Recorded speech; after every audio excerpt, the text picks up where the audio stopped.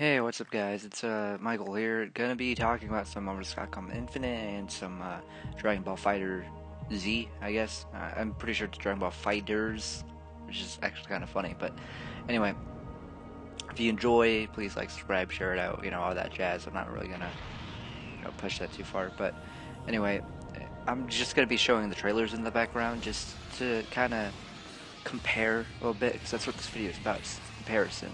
Now, Dragon Ball Fighters, am super excited for that. I'm pretty sure I've even like stated such. But like, if you look at the comparison between the art style, which you'll see in a minute, excuse me, obviously Dragon Ball Fighters Z, Dragon Ball Fighters, whatever you want to call it, is looks way better. I mean, it's cool because it's actually like the style of like an anime. People that did Guilty Gear did it freaking amazing, and the gameplay seems like it's going to be a lot like a Marvel vs. Capcom sort of deal with some Guilty Gear elements, and I'm pumped for that. Like, it's cool too because like apparently according to the devs, they said they're only like 20% done, which I guess, oh no, I wish it was further along. But I mean, for 20% done, it looks dope. It looks fun. I've seen some gameplay, seen some people talk about it, talk about how it felt, and they said it was great. It felt good, which is neat. It's good. This is what I really wanted, because like obviously there's Budokan for Dragon Ball, which is another 2D fighting thing, and I feel like less people kind of talked about that, and everyone was all up on Xenoverse and stuff, which is kind of like a kind of like eh. I mean, like I love Xenoverse and all, but I feel like as a fighting game, it doesn't really fit the core fighting game like procedure, because it's kind of like a story thing. It's all online. It's like, I feel like there's no competitive side to it. It's not on Evo or anything, and I feel like Dragon Ball Fighters could be at Evo. Same thing with Marvel vs. Capcom. No, the thing with Marvel vs. Capcom though is like people were saying the graphics, which I suppose that's a problem, but I could really care less about that as long as the gameplay is fun and the characters are neat. But obviously, like the Marvel vs. Capcom side, the characters are kind of like eh, because like I feel like it's a lot of the returning cast, and some of the newcomers are just like, all right.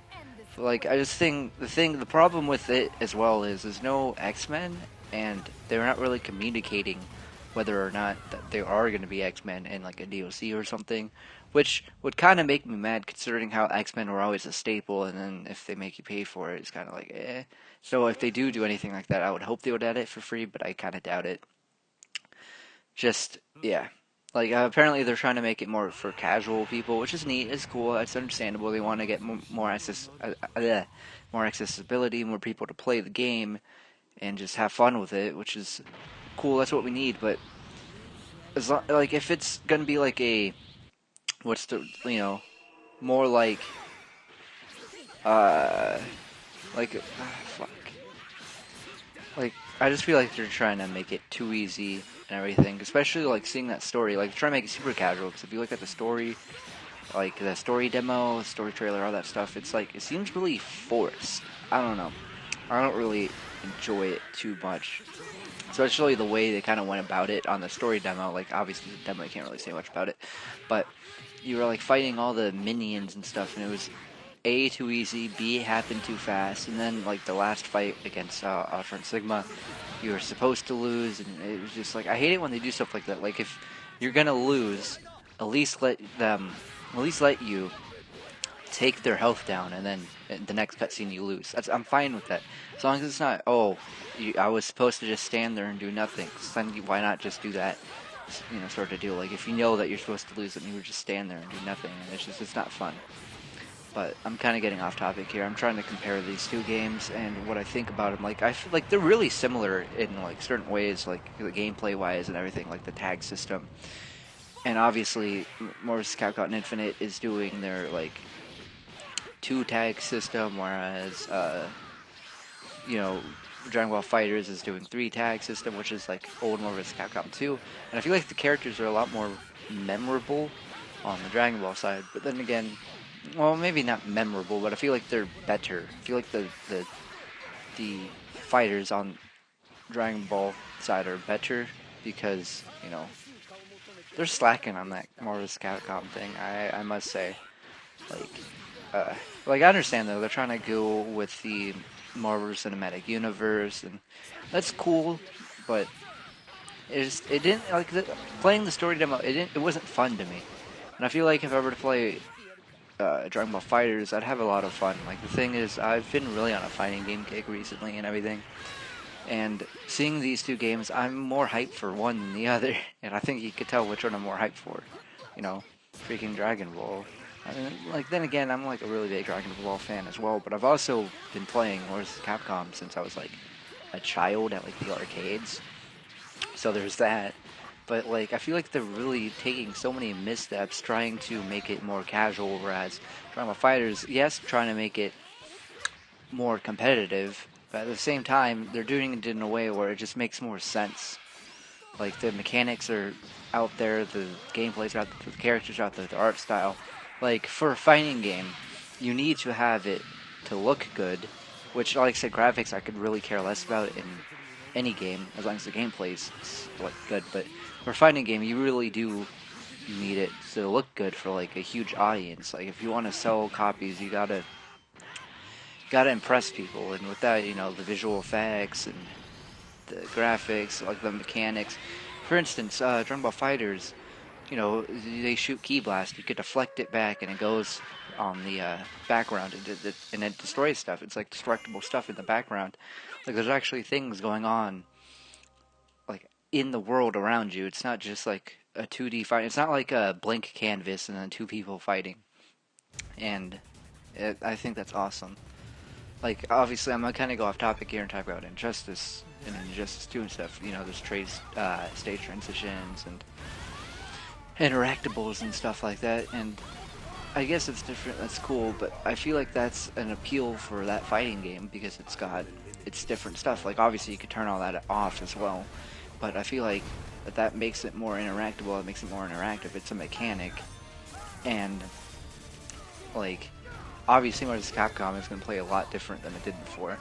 And it's cool because, you know, there's the gems, and then there's the, you know, like you could do a tag and keep that character on screen for a second. If you're doing, if you were like doing a mid combo like super, and then you switch and tag to someone else, you could do another super, and you do two supers at the same time. Like, there's so many possibilities in the game. It's really cool. Like, I feel like the gameplay, it has potential, and seeing it on E3 and stuff, it was awesome, it was cool, it was great, but they're not really giving away enough that they need to. Like, I feel like, I know I'm going on a tirade between Marvel vs. Capcom now and not really about Dragon Ball fighterz. That's because I don't really see much problems with Dragon Ball fighterz. Like, they seem to be communicating, they seem to be, you know, like, making the game look good, making as best as they can. In Marvel vs. Capcom, there's issues, and I feel like we as people talk about the issues more, and just, yeah, like they're not communicating enough. Like they're not saying, oh, there's gonna be X-Men, oh, there's gonna be this, oh, there's gonna be that. They're kind of like pushing DLC as pushing DLC as well, because they're like even saying, oh, you get Ultron Sigma, oh, you get Black Panther if you pre-order, and it's just like, and I'm pretty sure a lot of other people dislike stuff like that when companies just go, oh, DLC, especially for a fighting game at launch. Like, that's at launch, I'm pretty sure. I don't know if they necessarily said that, but it's just, because look at Injustice 2 as an example. Darkseid, you could have them at launch if you pre-ordered the game, and it was a DLC sort of thing. And that's kind of, because it's like separating the fan base in a way where it's just like, oh, well, I didn't want to shill out another $20 for this one character. And it's like, because, I mean, it's even no guarantee that you're going to like the character or anything, but it just, I feel like it just makes people go, I don't want to pay money for that. Because that's how I am. I'm like, I don't really want to pay money for that one character, especially if it's going to be like 10, 15 bucks, you know, just for that one thing. But I don't know. I'm kind of going on a tangent. I'm going right here. Point being, I'm more excited for Dragon Ball fighterz for once instead of Marvel vs. Capcom. Like, I'll say this, when Marvel vs. Capcom, like, before they even showed anything, I was like, oh yeah, hell yeah, dude, they're making another one. But then after playing it, seeing it, it's not for me. Unless they make another demo what like they did for what's it called Marvel vs. Capcom 2, where it's you know you're actually having a fight and it's not a story demo, then I can't say I'm gonna enjoy that much. Whereas if I'm pretty sure that they even said they were gonna do a beta for Dragon Ball FighterZ, and maybe I will have more to talk about when that comes out, whether it's complaints or excitement. I'm pretty sure it's gonna be more on the excitement play, round, because like the mechanics in that game with the whole rushing and the deflecting, and it just seems super chaotic and awesome. Like I like it when a game focuses more on the fun aspect than like the story stuff and the you know graphics wise. Whereas it seems like Marvel vs. Capcom Infinite is really working hard on story, but it's really cringy, and their faces aren't really well, and it's just like I don't know. It seems like they're improving that though, so I can't really complain much. I just kind of wish that companies would kind of understand their audience more and everything. Like I've been hearing that they're listening to feedback though, so that's good. It's exciting. Anyway, I'm gonna end it here. Sorry for this rant, I guess. Well, it's kind of a comparison. It's like a video, but what I'm excited for most. But anyway, have a great day. I'll see you in the next one. Twitch, wow, I said Twitter, Instagram, SoundCloud, Facebook, on screen. Same thing with the recent videos in the description button. So stay tuned for more later.